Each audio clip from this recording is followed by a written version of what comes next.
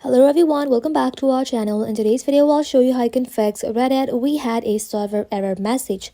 Let's get started. So, sometimes the issue is on Reddit end. You can check for Reddit server status by opening your browser and then simply search for Reddit status, then tap onto it. If there's any ongoing issue, you will need to wait until it's resolved. After that, head back to your home screen, open up settings. Inside here, simply tap on General, tap on iPhone storage. Scroll below and then search for Reddit, then tap onto it.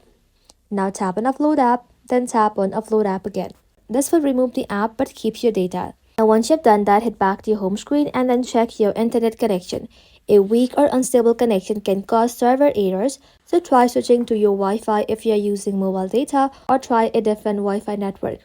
After that, ensure that you're using the latest version of Reddit. Open up the App Store. In the search bar, search for Reddit. If you see update button instead of open, tap on update and let your application update to its latest version. After that, if the issue still persists on mobile app, you can try accessing Reddit on a web browser by going to reddit.com on your phone or computer. If none of the above work, you can simply contact Reddit support through the app or website for further assistance. That's it.